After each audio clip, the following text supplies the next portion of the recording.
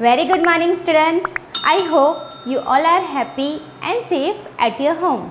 So today we are going to start our next topic of physics chapter 2. Proof of Gauss law using Coulomb's law. This topic number is from RBSC advisor book, that means Rajasthan board. Okay. So हम chapter 2 जो है Gauss law in its application, इसका एक fast revision कर लेते हैं initialisation से. ठीक है, तो इस चैप्टर का फर्स्ट टॉपिक क्या था आप सबको याद है, इलेक्ट्रिक फ्लक्स. ओके, तो इलेक्ट्रिक फ्लक्स को हम किससे डिनोट करते हैं, फाई से, और नीचे क्या लगाएंगे हम, ई. क्यों ई लगाएंगे, क्योंकि ये इलेक्ट्रिक फ्लक्स है. ओके, इलेक्ट्रिक फ्लक्स हमने देखा है, इसकी इक्वेशन क्या है, dot product of vector E and vector A. Vector E and vector ए का डॉट प्रोडक्ट. ठीक है, इसकी डेफिनेशन भी लिखनी है हमको अगर वर्ड्स में, तो हम लिख सकते हैं it is the scalar product. Dot product मतलब scalar product of vector E and vector A, electric field and the area vector. Okay, तो डॉट प्रोडक्ट है, स्केलर प्रोडक्ट है, तो हम क्या रखेंगे, कॉस थीटा. ओके, सो ये इलेक्ट्रिक फ्लक्स कौन सी क्वांटिटी हुई, स्केलर क्वांटिटी. ऑब्जेक्टिव क्वेश्चंस में पूछते हैं इस electric flux a scalar quantity और वेक्टर क्वांटिटी, तो आंसर क्या होगा, स्केलर क्वांटिटी. ओके, अगर इलेक्ट्रिक फ्लक्स के बारे में डिटेल में आपको पढ़ना है तो आप लास्ट वीडियोस देख सकते हैं, और जिनकी लिंक डिस्क्रिप्शन लिंक में दे रखी है. ओके, नाउ अगर सरफेस यूनिफॉर्म नहीं है तो हम उस सरफेस के छोटे छोटे पार्ट्स कर लेंगे और इनका इंटीग्रेशन ले लेंगे. सपोज़ ये कोई सरफेस है, ठीक है, जो यूनिफॉर्म नहीं है, तो हम क्या करेंगे, इनके छोटे छोटे पार्ट्स ले लेंगे और एरिया वेक्टर, छोटा सा एरिया वेक्टर है, और इलेक्ट्रिक फील्ड, इन दोनों का क्या करेंगे, इंटीग्रेशन ले लेंगे डॉट प्रोडक्ट का. और यहाँ पे ये क्या शो किया गया है, क्लोज्ड सरफेस इंटीग्रल, क्योंकि ये सरफेस क्या है, क्लोज्ड है, तो उसके लिए क्लोज्ड, और सरफेस के बारे में बात कर रहे हैं तो सरफेस, तो इसको हम क्या बोल सकते हैं, क्लोज सरफेस इंटीग्रेशन. ओके, तो हम इसको भी ऐसे भी लिख सकते हैं, E D A cos theta. Okay, अब इलेक्ट्रिक फ्लक्स है तो इलेक्ट्रिक फ्लक्स की इक्वेशन हो गई, डेफिनेशन हो गई, स्केलर है कि वेक्टर है वो हो गया. अब क्या होगा, एसआई यूनिट. तो ये सब चीज़ें आपको माइंड में रहनी चाहिए. तो एसआई यूनिट के लिए एक तो एरिया, तो एरिया का एसआई यूनिट मीटर स्क्वायर. अब ई की बात करें तो ई क्या है, इलेक्ट्रिक फील्ड, दैट इज़ इसकी इक्वेशन हमें पता है, एफ अपॉन क्यू. तो एफ मतलब न्यूटन और क्यू मतलब कूलम, तो हम कह सकते हैं इसकी एसआई यूनिट क्या हो गई, न्यूटन मीटर स्क्वायर पर कूलम. और इसका डायमेंशनल फार्मूला क्या होगा, m1 l3 t minus 3 a minus 1. और ये डायमेंशनल फार्मूला अगर आपको निकालना सीखना है तो मैंने इसके वीडियो में बताया है किस तरीके से निकालेंगे, और आपको आता है क्योंकि आपने 11th में पढ़ चुके हैं इसको.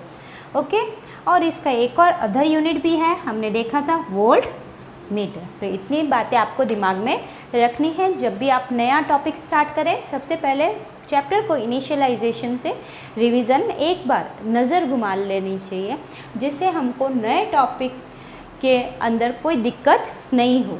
ओके, सो अब इसके बाद इलेक्ट्रिक फ्लक्स के बाद हमने नेक्स्ट टॉपिक कौन सा पढ़ा था, कंटिन्यूस चार्ज डिस्ट्रीब्यूशन, वो स्टार्ट करते हैं. सो इसके बाद नेक्स्ट टॉपिक है continuous charge distribution.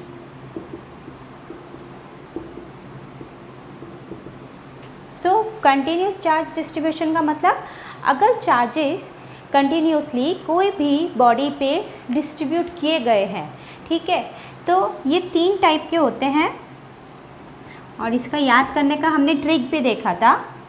Linear charge line के लिए लीनियर चार्ज डिस्ट्रीब्यूशन, और इसको हम डेंसिटी भी बोल सकते हैं, लीनियर चार्ज डेंसिटी, क्योंकि अगर कोई लीनियर बॉडी पे चार्ज का डिस्ट्रीब्यूशन है तो हम कह सकते हैं कि चार्ज की डेंसिटी कितनी है, लीनियरली चार्ज की डेंसिटी कितनी है। फिर हमने देखा था अगर कोई सरफेस पे, बॉडी के सरफेस पे चार्ज डिस्ट्रीब्यूशन है, ठीक है, और फिर अगर वॉल्यूम, जैसे फुटबॉल की बॉल है उसके अंदर बहुत सारे कोई बीज भर दिए हैं, तो हम कह सकते हैं सीड्स की डेंसिटी उस फुटबॉल के बॉल में कितनी है। तो अगर बहुत सारे चार्ज भर दिए गए हैं, ठीक है, फुल ऑफ चार्ज है फुटबॉल की बॉल में, तो हम कह सकते हैं कि चार्जेस की डेंसिटी कितनी है। तो वॉल्यूम, चार्ज, डेंसिटी या फिर डिस्ट्रीब्यूशन, ठीक है। तो अब linear charge distribution, surface charge distribution और वॉल्यूम चार्ज डिस्ट्रीब्यूशन, तो आपको इसका सिंबल याद रखना है, क्योंकि गॉस लॉ में और आगे जो हम फाइंड करेंगे electric field using Gauss law, उसमें ये सब बहुत ज़रूरी हैं, इनके सिंबल और इनकी इक्वेशन बहुत ज़रूरी है, ठीक है। तो इसकी एक सिंपल सी ट्रिक है, L is for linear, so L is for lambda. इसको क्या बोलते हैं हम, लैम्बडा, इस सिंबल को बोलते हैं लैम्बडा, ठीक है। तो ये लैम्बडा, ठीक है, तो लीनियर के लिए लैम्बडा साइन है, और क्या होगा, जस्ट आप देख सकते हैं dq, यानी स्मॉल चार्ज बॉडी पे है वो, और लेंथ की बात कर रहे हैं तो dl, तो dq अपॉन dl, सिंपल। अब सरफेस की बात कर रहे हैं तो S is for surface, S is for sigma, ठीक है। तो सिग्मा, इसको हम क्या रीड करते हैं, sigma equal to again small element of charge that is dq upon क्या आएगा, आप खुद बताएं, सरफेस के लिए स्मॉल सरफेस एलिमेंट, ओके। अब वॉल्यूम की बात करते हैं, वॉल्यूम के लिए आप रो लेते हैं, डेंसिटी के लिए हमेशा आप रो लेते हैं, ठीक है। वॉल्यूम डेंसिटी होती है, आपको पता है डेंसिटी का जो फॉर्मूला होता है, नॉर्मल डेंसिटी का जो आप बचपन से पढ़ते आ रहे हैं, तो उसको हम रो से ही डिनोट करते हैं, मास अपॉन वॉल्यूम, ठीक है। तो ये तो आपको याद रहना ही है, that is density equal to mass upon volume. यहाँ पे क्या है, यहाँ पे चार्ज अपॉन वॉल्यूम, क्योंकि यहाँ पे हम चार्ज की डेंसिटी की बात कर रहे हैं, ओके। तो dq अपॉन dv, ओके। तो इसको तो ये तो आपको याद रहना ही है, क्योंकि आप बचपन से देखते आ रहे हैं कि डेंसिटी का सिंबल रो है, और मास अपॉन वॉल्यूम, तो यहाँ पे चार्ज अपॉन वॉल्यूम, क्योंकि चार्ज डेंसिटी की बात कर रहे हैं, ओके। तो L इज़ फॉर लीनियर, तो lambda, okay. S is for surface, तो सिग्मा आ जाएगा, और V के लिए रो आ जाएगा वॉल्यूम के लिए, okay. I think you understood, okay. Now हमने इसके बाद नेक्स्ट टॉपिक देखा था गॉस लॉ, ठीक है। तो हम फटाफट गॉस लॉ रिवाइज करके फिर नेक्स्ट टॉपिक हमारा क्या है, proof of Gauss law, okay. अब हम देखते हैं इसके बाद का टॉपिक गॉस लॉ, फिर हम हमारे आज के टॉपिक पे आ जाएंगे। तो गॉस लॉ क्या है, इलेक्ट्रिक फ्लक्स फाइंड करने का एक सिंप्लीफाइड तरीका। गॉस ने हमें इलेक्ट्रिक फ्लक्स फाइंड करने का एक सिंपल वे दिया है। क्या दिया है, उन्होंने कहा कि close surface integral of flux that is d phi, या फिर हम कह सकते हैं vector E dot vector dA, ठीक है। तो close surface integral of electric flux, तो इलेक्ट्रिक फ्लक्स का फॉर्मूला है वो इक्वल होगा summation of charges upon epsilon naught. यानी उनका कहने का मतलब है कि अगर कोई भी सरफेस में चार्जेस हैं Q1, Q2, Q3, Q4, तो हम इसका electric flux simply in charges का समेशन लेके और उसको एप्सिलॉन नॉट से डिवाइड करके हम इसका इलेक्ट्रिक फ्लक्स फाइंड कर सकते हैं। जैसे इसका फ्लक्स हो जाएगा Q1 plus Q2 plus Q3 plus Q4 divided by epsilon naught. तो हम इसको कैसे रीड करते हैं, 1 upon epsilon naught times sigma Q, that is algebraic summation of charges. क्योंकि हम इसको वर्ड्स में कैसे लिखेंगे, the closed surface integral close surface integral, किसका क्लोज सरफेस इंटीग्रल है? इलेक्ट्रिक फ्लक्स का, is 1/ε0 times algebraic summation of charges, algebraic summation of charges, that is in closed surface. किस में होने चाहिए? क्लोज सरफेस में। क्लोज सरफेस के अगर कोई बाहर चार्जेस है तो उसको हम कंसिडर नहीं करेंगे, ठीक है। जो क्लोज सरफेस के अंदर है उन्हीं चार्जेस को हम कंसिडर करेंगे। इसलिए कभी कभी कुछ सी बुक में इधर एनक्लोज्ड लिखा होता है, ओके। सिग्मा क्यू के नीचे क्या लिखा होता है? एनक्लोज्ड। डैट मीन्स जो चार्जेस क्लोज सरफेस के अंदर हैं उन्हीं को हम कंसिडर करेंगे, ओके। आई होप आपको गॉस लॉ का भी रिवीजन एक बार अच्छे से हो चुका है, ठीक है। तो गॉस लॉ क्या है? Closed surface integral of electric flux is equal to 1/ε0 times the algebraic summation of charges which are in closed surface, okay। और इसकी प्रॉपर्टीज़ क्या होती है? सबसे पहली प्रॉपर्टी होती है कि वही चार्जेस लेंगे जो क्लोज सरफेस में है। The charges are considered only that which are in close surface. Second property क्या है कि सरफेस जो है हमने बनाया है ये, उसका नाम क्या है? Gaussian surface, okay. फिर थर्ड प्रॉपर्टी है, अगर किसी सरफेस में से same number of electric field lines enter हो रही है और same number of electric field lines live कर रही है तो इसका जो फ्लक्स होगा वो क्या होगा? ज़ीरो होगा। क्या होगा?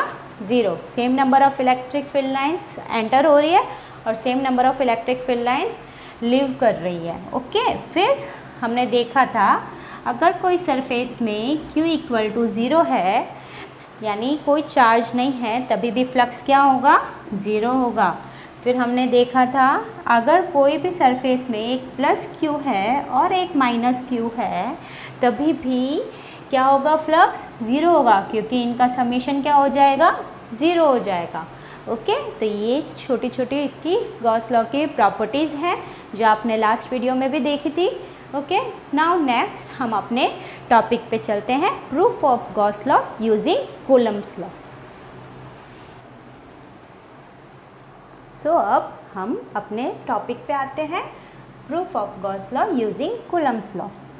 तो इसका प्रूफ के लिए सबसे पहले हम एक चार्ज को कंसिडर करेंगे एक स्फीयर के अंदर। +Q चार्ज हमने कंसिडर किया है एक स्फीयर में। अब इसकी इलेक्ट्रिक फील्ड सब जगह रेडियली आउटवर्ड होगी, ये आप जानते हैं। और स्फीयर है तो अब हमको फ्लक्स फाइंड करने के लिए क्या चाहिए? Area vector. तो इस स्फीयर का एरिया वेक्टर भी क्या होगा? आउटवर्ड होगा। तो हम यहाँ लिख सकते हैं वेक्टर लिए, ओके। इलेक्ट्रिक फील्ड भी रेडियली आउटवर्ड और एरिया वेक्टर कैसा होता है? हमेशा सरफेस के नॉर्मल, तो आउटवर्ड है, ठीक है। ऐसे हर जगह होगा, ठीक है। पूरे स्फीयर में इस तरीके से होगा। हमने छोटा सा पार्ट लिया है यहाँ पे, ओके। एक छोटा सा एरिया वेक्टर का पार्ट लिया है, ठीक है। तो अब इस सरफेस के स्फीयर के सरफेस पे इलेक्ट्रिक फील्ड इंटेंसिटी कितनी होगी? इस सेंटर से इधर तक का डिस्टेंस अगर r है तो सब जगह सेंटर से यहाँ तक का डिस्टेंस r होगा, ओके। क्योंकि ये तो रेडियस होता है सेंटर से यहाँ तक का डिस्टेंस। तो इलेक्ट्रिक फील्ड होगी वेक्टर E = K, किसकी वजह से है? Q और डिस्टेंस का r² और यूनिट वेक्टर r। तो इलेक्ट्रिक फील्ड कितनी होगी सरफेस पे? स्फीयर के सरफेस पे कितनी होगी electric field? Vector E = KQ/r² unit vector r। तो सबसे पहले हमें क्या कंसिडर करना है? एक पॉजिटिव चार्ज कंसिडर करना है। इसको प्रूव करने के लिए एक स्फीयर के अंदर और फिर उसके अंदर हमको एरिया वेक्टर शो करना है और इलेक्ट्रिक फील्ड शो करनी है और इनके बीच का डिस्टेंस रेडियस शो करना है स्फीयर का, ओके। नाउ अब इलेक्ट्रिक फील्ड मिल गई तो इस हम सरफेस पे फ्लक्स कितना होगा? इलेक्ट्रिक फ्लक्स, ठीक है। तो d∅ कितना होगा? Vector E dot vector dA। अगर हमको टोटल फ्लक्स चाहिए एक छोटे से पार्ट का कितना होगा, d phi equal to vector E dot vector d A. और सब जगह क्योंकि प्लस क्यू है, सेंटर पे है, तो सब जगह इलेक्ट्रिक फील्ड क्या होगी, रेडियली आउटवर्ड और यूनिफॉर्म, यूनिफॉर्म मतलब पूरे सरफेस पे क्या होगी, सेम होगी। ठीक है, अब इसका टोटल फ्लक्स चाहिए तो हम क्या करेंगे, इंटीग्रेशन करेंगे, क्लोज सरफेस इंटीग्रेशन करेंगे। वेक्टर ई यूनिफॉर्म है, ठीक है, ये हो गया close surface integration vector D dot D A. ठीक है, तो डॉट प्रोडक्ट है तो क्या आएगा, कॉस थीटा। ठीक है, तो close surface integration vector E D A cos theta. अब कॉस थीटा, तो थीटा किसके बीच में है, एरिया वेक्टर और इलेक्ट्रिक फील्ड के बीच में। थीटा किसके बीच में है, एरिया वेक्टर और इलेक्ट्रिक फील्ड के बीच में। तो आप देख सकते हो कि इन दोनों के बीच में थीटा कितना है, 0 डिग्री। ओके, तो हम कॉस 0 कितना होता है, 1। तो हम लिख सकते हैं vector E, sorry dot product हटा दिया, फिर वेक्टर नहीं लगाएंगे, भूल से लगा दिया है, डी ए और कॉस 0 मतलब 1, कॉस 0 डिग्री। ओके, तो बहुत सिंपल तरीका है, ये सबसे सिंपल प्रूफ है। ओके, तो लिख सकते हैं close surface E D A cos 0, यानी कॉस 0 का मतलब वैल्यू क्या होती है, 1। ओके, नाउ अब ये मिल गया। अब ई तो यूनिफॉर्म है, अब मैं यहाँ सॉल्व कर देती हूँ, तो ई आ जाएगा हमारा बाहर। ओके, अब close surface integral D A यानी पूरे स्फीयर का एरिया, तो पूरे स्फीयर का एरिया, सरफेस एरिया कितना होता है, 4 पाई आर स्क्वायर। ओके, और ई की भी वैल्यू हम पुटअप कर देंगे। ई की वैल्यू कितनी है, के क्यू अपॉन आर स्क्वायर, और इसकी वैल्यू क्या हो जाएगी, 4 पाई आर स्क्वायर। ओके, और k की वैल्यू क्या होती है, 1/4 pi epsilon naught q upon r square. ये आपको पता है ना, k क्या है, कूलम्स कांस्टेंट, इसकी वैल्यू क्या होती है, 1/4 pi epsilon naught q upon r square, और ये हो गई 4 पाई आर स्क्वायर।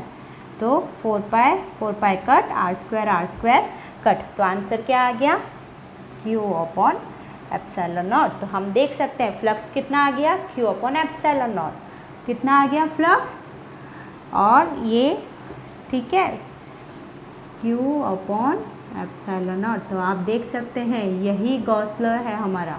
ठीक है, q upon epsilon naught, q क्या है, ये टोटल चार्ज है। ठीक है, तो हम यहाँ लिख सकते हैं q अपॉन एप्सिलॉन नॉट। वापस देख लो आप, क्या करना है हमें, प्रूफ, गॉस लॉ का प्रूफ देने के लिए हमें एक पॉजिटिव चार्ज को एक स्फीयर के अंदर सपोज करना है, और हमें उसका एरिया वेक्टर और इलेक्ट्रिक फील्ड लाइन शो करनी है, और उसका रेडियस शो करना है।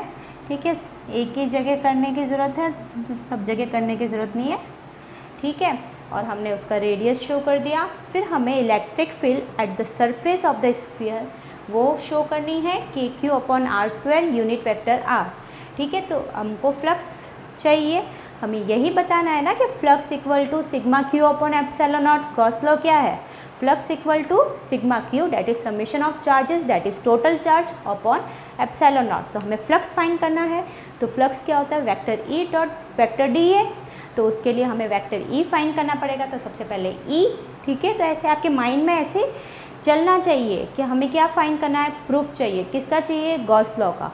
तो गॉस लॉ क्या है, गॉस लॉ है कि flux equal to sigma q upon epsilon naught, means total charge upon epsilon naught. तो हमें फ्लक्स चाहिए, तो फ्लक्स के लिए क्या है, vector E dot vector d ए, तो हमें ई चाहिए। तो हमने इस तरीके से सोच के हम पहले ई फाइंड करेंगे, के क्यू अपॉन आर स्क्वायर। ठीक है, फिर फ्लक्स स्मॉल पार्ट के लिए, ठीक है, तो d phi equal to vector E dot vector d A. Okay, d phi, फिर उनकी वैल्यू पुटअप करेंगे डी फाई की, डॉट प्रोडक्ट है इसलिए हम कॉस थीटा रखेंगे, थीटा की वैल्यू 0 होगी तो 0 डिग्री।